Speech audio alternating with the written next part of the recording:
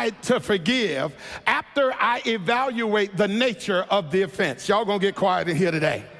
See, how many of us know that forgiving is not something I have to pray about? Forgiving is not something I have to think over. Forgiving is not something I have to vacillate on. I need you to know that I've got to make the decision to forgive well before the offense arises. Because, friends, forgiveness is supposed to be offered infinitely, I've got to make it up in my mind that forgiveness is a way of life. Are y'all with the pastor today? Forgiveness has to be a lifestyle. Forgiveness has to be a doctrine. How many of us know that forgiving is a part of the Christian's brand? See, the problem is, saints, we want to run around and we want to evaluate the depth of their contrition and we want to judge the nature of their remorse before we decide to forgive. But if you're going to live out the standard of Jesus, you've got to get to a place where forgiving is not an occasion, but forgiving is a lifestyle for the believer. See, how many of us know like that some of the best folk who stay in the best shape are not the folk that get in shape because there is an occasion coming up? In other words, when they go to the gym because there's a high school reunion or they got to fit in some jeans or a dress. No, the ones who are in the best shape are the ones that work out as a lifestyle. So they're going to get up when it's cold. They're going to go when it's hot. They're going to go when it's early. In other words, they're not getting ready for an occasion. It's just a part of the way they live. And see, friends, if you're going to be a show-enough Christian, you got to make forgiving a part of your lifestyle. Are y'all hearing me today?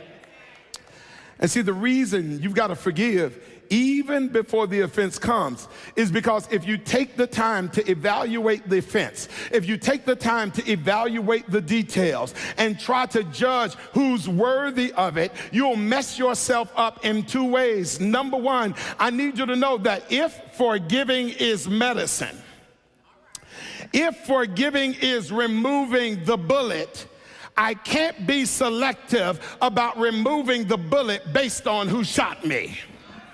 Okay, all right. In other words, this is like saying I'll only remove the bullet if I was shot by a nice person. Y'all not hearing me today. It's saying I'll only remove the bullet if they shot me accidentally. But how many of us know, friends, that it doesn't matter if they shoot you with a 38, a 45, or a machine gun, it still hurts just the same, and you've got to make a decision to say, I'm going to remove the poison no matter what the intention was of the one who fired the weapon. And so I need somebody to stop getting to a place where you stop counting how many times they've offended or the reason they offended or the motives for offending. Because how many of us understand forgiving is not about how much they deserve grace. It's about how much you deserve healing. Let me say it again. See, forgiving is not about how much they deserve to be forgiven.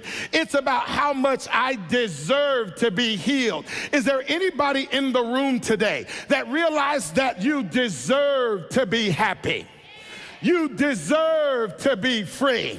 You deserve to not have to avoid certain spaces. You deserve to be able to sit across from them and not get mad. You deserve to operate in peace. You deserve to operate in joy. You deserve to operate in wholeness. Do I have 7 folk that are tired of walking around with bullet holes in your spirit and realize I deserve wholeness in the Lord Jesus Christ? Now, stay with me, church. The other reason you're not supposed to evaluate somebody's worthiness for forgiveness is that God never set you up to be a judge over anybody else.